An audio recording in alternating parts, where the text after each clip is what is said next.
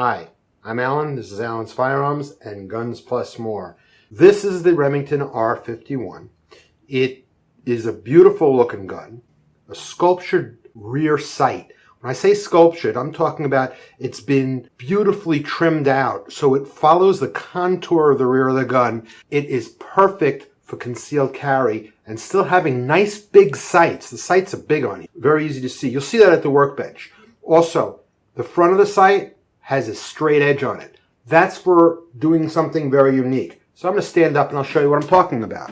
You can have this gun holstered, round, chamber empty, magazine full, pull it, and it will cock it for you. Of course, if there was a round in here, the slide would have gone forward like that, and you would have a loaded gun. Rack the slide right on your belt. How cool is that? Big, nice, white 3-dot sights. It has a palm safety on here, grip safety, so you have to have your hand engaged holding this firearm in a grip in order to be able to pull the trigger. It's got some hard chrome pieces in there, which is real nice. The finish is really, really hard and well done. Now let's get to the workbench without any further ado. Hi, welcome to the workbench, and this is the Remington R51. Here is the manual. It is pretty nicely done. In here we have the R51. We have 2 magazines. There's one. And here is the other. Is the lock for it. And let's put this aside. That is a backstrap safety. Let's make sure the gun is empty. Look down the chamber, look down the magazine well. Once I grip it, I can pull the trigger. So you have to have a positive grip on it. The sights, the way they're made is they took regular sights, but they put rails on each side of it. In order to keep the contour of the gun, put this in a holster and pull it out nice and easily. It has a loaded chamber indicator. It has nice big white sights on here. Let's take a look at those sights. What's nice is, they're so big and easy to see. Great sight picture, and that's what it looks like. It has ambidextrous safeties, which I mentioned earlier. This is a con I have. The problem is, ambidextrous is so I can do it left-handed. There's no way I can press this button left-handed, and I happen to have pretty strong hands. The trigger is plastic, but that's okay. You know, a lot of people are using plastic triggers. Magazine is flat, and the magazine is 7 rounds, so this is a 7+1. It has removable panels. I think that's also cool. That means that if Remington doesn't, somebody else is going to make grip panels that you can change out with this, so you can deck out your gun and, put some bling on it. Taking this gun apart and showing you how to do that. The first thing we're going to do is we're going to remove the slide pin. Now, let me show you something. There is a little round hole. You can see I just put this pin in here. And then there is a slot. You have to move this hole back over this section where the pin starts. That's where the pin is, right here. There is a nice bright shiny metal pin right there, and you will see it in the hole. So what you're going to do is you're going to move that back there. I don't know if you can see the pin in there. Okay, I don't know if you can actually see there. You see the pin? It's shiny right there. As you push this and you pull this out with your fingers, if you have long enough nails. I don't. So I'm just going to take, hey, like that. I barely breathed on it and it popped out. Okay, I think it popped out because I pushed it and I got it just such a way, but it popped out. But I could have used this punch to push it out, or I could have actually taken the foot of the magazine and given a little push and then pulled it out. Matter of fact, I'm going to put it back in to show you because that was just too, that was just spooky. Okay, so I'm going to line that pin up, and I'm going to press it. I'm using my finger, but I can't get it enough because I don't have, there, I just pushed it with that little pin. I could have used the magazine. Now, that's it. That you've done a million times with other guns. End of normality. So now we're going to pull this back. Now look at the front of the gun. You see those threads? They're not threads. They're concentric rings. You grab that, you let go, and you pull it. Now, you just turn it, and this will fall out. If it doesn't, just pull out a little bit. Now I'm going to let go of the barrel, and I have it just like that. Now, the barrel shot back, which is fine, because if it didn't, if you let it go lightly and it was sitting up here like that, you'd have to push the barrel back. Let me show you that again. You'd have to push the barrel back. Now, what there is there's a slot, a wider cut. Here, it starts here and ends there. Let's take a closer look at that. It starts here and ends here. See the cut? And that's so this piece is going to go back in there eventually. We're going to use that to remove it. So what we're going to do is we're going to grab it from here and here. You see that? I'm grabbing it from the ejection port and the top of the opening of the slide, and I'm going to pull that back until I get it. You see that? I can lift it up a little bit, and I'm just going to let it, and when it's halfway, I'm going to let it sit right in there. That allows me to pull the barrel out. That's simple. Now at this point, we can take this, push it into that slot, and lift it right out. We're done. At least we're done taking it apart. Not bad. Let's look at the parts. We have the slide. We have, I'm just going to call this the bushing ring. We have the spring. We have the barrel. We have the slide release or slide stop. We have the Pederson device or bolt carrier. And we have the frame. Okay, so there's the gun and the magazine. Now, it doesn't matter what order you clean it in. But before I clean it, I want to talk to you about what the Pederson device is. This is the Pederson device. You see how this bump is right here? This notch and this bump? That is going to ride back over, see this piece right in here? It's a speed bump. So what happens is, and it hits that speed bump and it goes up. Now I'm going to show you. Watch this plate, okay? You can watch you'll see this end. See how it went up a little? That's it going over the speed bump. And there's nothing behind it right now to cause any resistance, but when it's in the gun, there's enough resistance where it slows the gun up enough for the bullet to complete the firing process. Normally that delay is done by a heavy spring. The compression of that spring gives it the delay. Gas expands, the bullet travels down the barrel, leaves the barrel, delayed enough to do that, so then it cycles.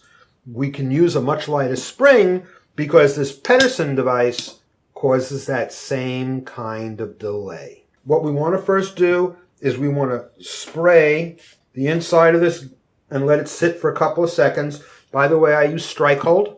Strike hold is a CLP, and I have videos on it. Because after you use this, you don't have to oil it, but I will show you how to oil it for those of you who are using gun cleaner. Now, that's sitting there. I'm going to take some of the CLP. I'm going to squirt it down the barrel. I'm going to shake it up a little bit. Pour it out on the rag. I'm going to use what just poured out of there to just clean this pin off real fast to wipe down the barrel. I'm going to make sure I get the lug and all these little grooves. Now anything I can't get with my fingers, I'm going to put on this stick so I get into the slots. Make sure I pay particular attention to the ramp. I want to get the ramp clean. I want to get the chamber clean. And press this down the barrel. Do that a couple of times. Make sure my barrel is clean. We're going to wipe down the spring. Now this piece, which is your spring cam, we want to clean this off real good. Now this has been hard chromed. They decided to do hard chrome because any finish gets ripped off of this because it gets so much abuse. And hard chrome can take a lot of abuse. It has a natural lubricant to it. And now we're going to take the frame, and we're going to wipe down the frame. This is the ejector, and it swings up and down. I'm sure there's a reason why it swings. It makes it a little difficult to put it back together. I'm sure if they could have made it so it doesn't swing, they would. I'm going to spray a touch of Strikehold down into the trigger assembly and back down into the hammer assembly. I'm going to wipe it down in there. Okay, I want to get the rails on the frame. I got to make sure they're clean. So I'm going to go right down here with this stick, do the other side. So you got to get, like, these sticks are great. I get them in the craft shop. Okay, I'm going to get the tops of them. Strikehold is a lubricant protectant. So when I'm done cleaning this gun, all I have to do is put it together. But if you're using a Hoppe's type cleaner or any just plain gun cleaner, you have to touch everything with oil before you put it together again. The reason is those chemicals are breaking down. They do it in a different way than this does, but they're breaking down carbon, lead, brass, and copper. If you don't deactivate it, and you deactivate it with oil, even after you wipe it dry, it will keep eating away your finish and it will screw up your gun. Okay, so we let this part sit a while because this is has the most dirt in it from the chute. Clean this real good. Now, I'm going to come in here and get the slide rails. Now I'm going to get in here with my finger because I can get in there easy with my finger. Get down and get the Pederson device. Speed bump clean. Back here. Firing pin activator it goes. That's this piece. This is where the hammer hits this little piece and it makes the firing pin boop, come out. Okay. So we have this nice and clean now. Now I'm going to hit the outside of this with Strikehold, but I am not going to hit it with oil because I really don't have to and I don't want to.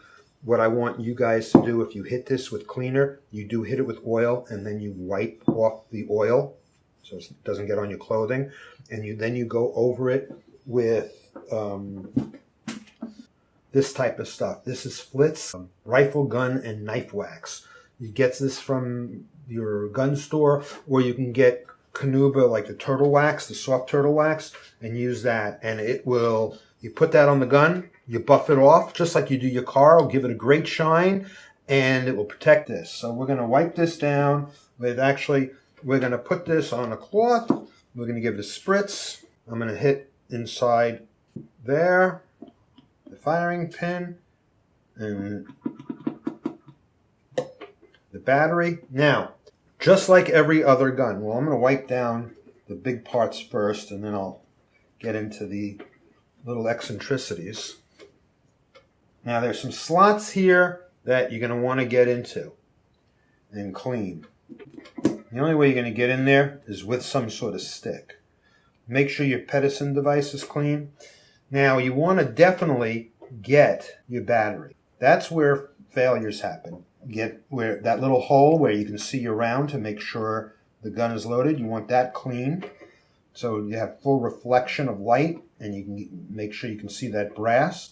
You're going to get underneath your extractor. If dirt gets underneath the extractor and it rides up over a live round, they pull the trigger, it goes off. They can end up accidentally destroying something of value or killing someone. You get a name brand oil, they're basically all the same. I haven't found a big enough difference in oil to push one over another. Okay, so now I'm going to take the oil. I'm going over the Pederson device. And like I said, you use gun cleaner, you're going to go over everything with this. Okay. Now, if you put cleaner down in that little hole, guess what? I tell you, never put gun oil directly on a gun, but in this case, I'm going to put a drop on there. And I'm going to do the same thing to the back. Now I'm going to wipe off the excess oil, because that's all you need, is just enough oil off of a damp, the oil damp cloth. That's all the oil you need. Now I'm going to take the barrel. I'm going to wipe down the whole barrel. I'm going to get those grooves. I'm going to get the ramp. I want to get, especially here, because here's a place that touches metal, so you want to get all these grooves and stuff. And I'm going to put the oily rag down the barrel because I want to turn off that cleaner that I put down the barrel. Since this is a place I grab, I really don't want it oily. So I'm going to hit this. If I were you, I'd hit this with a dry cloth and get all the extra oil up out of there. So I'm done with the barrel. Let's get all the small parts. So I'm going to do this. I'm going to put a little oil on here. This gets a lot of metal-to-metal contact between the spring and frame and the slide. So that's done. I'm going to put some oil on the pin.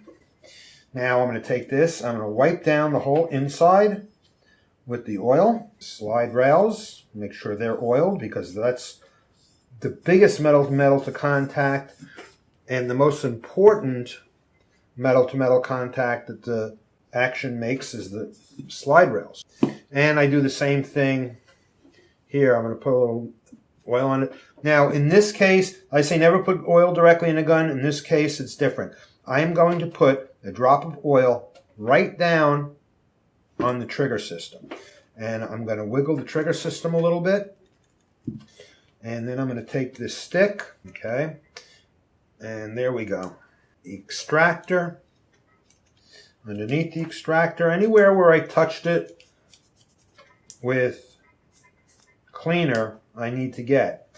What you want to do is take a cleaning rod and a cleaning cloth and go up and down inside your magazine well. And that is why. Fold it over, wrap it around, get in here and get underneath the feeder fingers of your magazine. No one tells you this. No one does this. I don't understand it. Look. Okay? So you want to do that with your mags, both of them. Favor, after you do this, hit it with oil, just like everything else, especially since this is polymer. But you want to do that, okay? And we're going to put this puppy back together again. Here's a fun part. Okay, so the first thing we do is we take the spring. Actually, the first thing we do is we take the slide. We put it down. We take the spring. Nice that they made this bi-directional. Don't worry about what direction it's in. Either way is fine. It'll only go on one way. You put this in here like this. Now remember, there's that cut here and here. This is going to go back, and you're going to put it so it slides down into that cut. But this is sitting on the front of the cut, and we want it tilted up. It's pretty easy to get there. Then we take the barrel and we put it in, and the barrel will straighten that whole thing out, and then we can push this forward. Okay, so you see, if you fiddle with it, but it goes into that slot and it goes in. Now, the thing is, you need to get the barrel. You see this? The barrel is not orientated, centered it. It's not centered, so it's hitting it. So this would never work out. You have to get that barrel, and you can do it by pushing the top of this and maneuvering it. So there, now I have it centered. You see that? So I can, if I push this, the barrel will come out. You see that? Okay, so once I get it to that position, I can take my Pederson device and I can put that in here like this, and I'll be able to push this right in. Look at that. So that gets pushed in because I can push, it pushes the barrel forward. See, now the barrel's flush. But that, when I push that in, that pushes the barrel forward. If you can't push that in like I did and it was pretty easy, it means your barrel isn't flush. It's very simple. Then you just play with it and get the barrel straight. Matching up the slide rails with the slide. Now this thing, I want to show you something. Underneath here, there is this lip, and it's going to hit this. And it's supposed to, and it's going to have some resistance. Just, you want to keep this part down, and you just want to pull this on. And you give it a couple of pulls, and it will slide over it. Don't worry about it. It's a little resistance, but it will go. Then I want to take the pin, and I want to put it in here. So now my barrel section is locked. And then I can pull this back and push it in. But I want to show you something. There is a little spring here. If you push this in and it goes over the top of the spring, the gun won't function properly. It has to be under. And there's a way to tell whether you did it right or not. So I'm going to show you what that is. Oops. You want this underneath it. So I pushed it down and in. Now this is how you can tell if I did this right. Without a magazine, if I pull this back, it would lock back as if there was a magazine in it. That's how you can tell if it's wrong. But if it's right, it's going to do just what it did. So that's how you field strip, clean, lube, and reassemble an R51. I hope you enjoyed this video. Please like and subscribe. Thank you for joining me. Please like and subscribe, and I'll see you next time.